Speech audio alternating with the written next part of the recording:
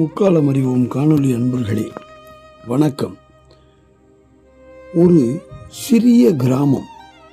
அந்த கிராமத்தில் இருப்பது முழுவதும் ஓலை குடிசை வீடுகள் தான். அங்கு கரண்ட் வசதி கிடையாது, மின்னொளி கிடையாது.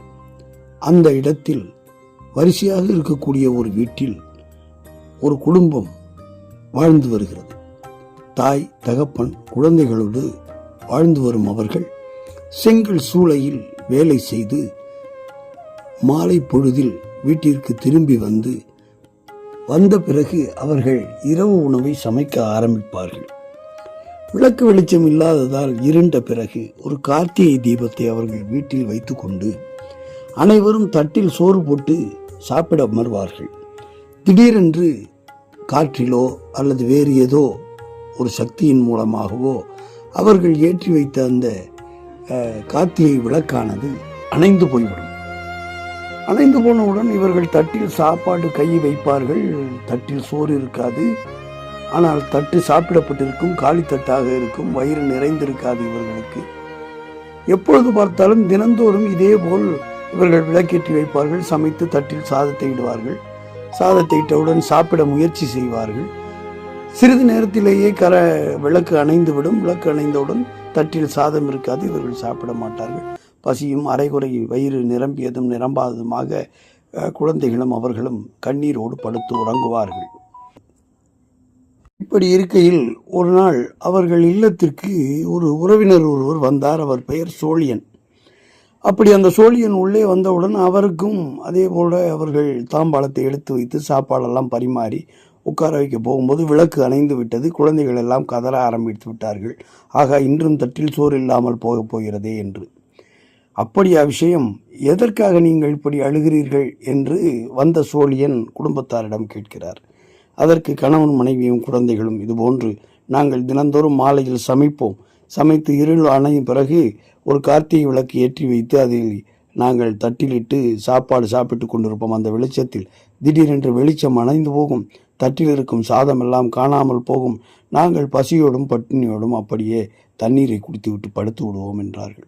ஓ, அப்படியா விஷயம்? சரி சரி, இருங்கள், இதற்கு நான் ஒரு வழி செய்கிறேன் என்று வந்த சோழியன் ஒரு 4-5 தீபங்களை ஏற்றி கண்ணாடி சிமிழியால் அதை மூடி அணைய விடாமல் வைத்து விட்டார்.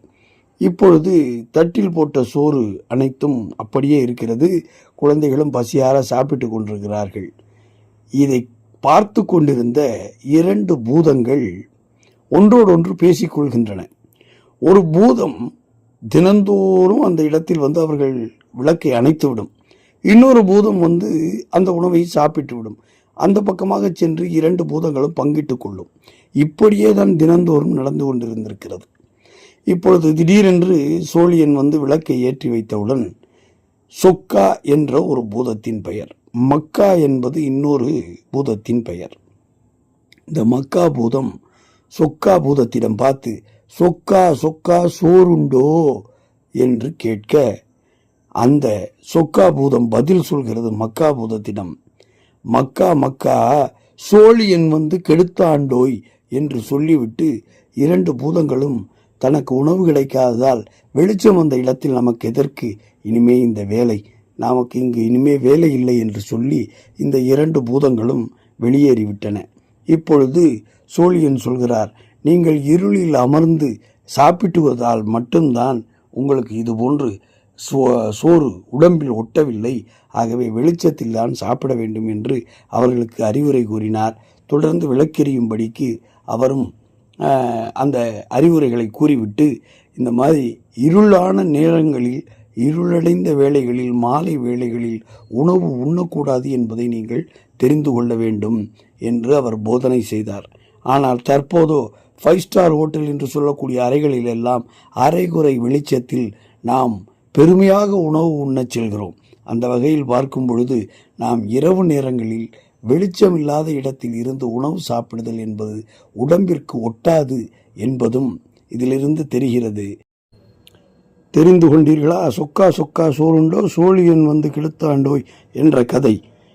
இரவு பொழுதுகளில் வெளிச்சம் இல்லாமல் நாம் எந்த உணவும் சாப்பிடக்கூடாது என்று குழந்தைகளுக்கு சொல்லிக் கொடுங்கள். அடுத்த வாரம் அடுத்த கதையுடன் உங்களை சந்திக்கிறேன். அதுவரை உங்களிடமிருந்து விடைபெறுவது உங்கள் அகத்திய சிவஸ்ரீ TRS ரமணி ஐயர்.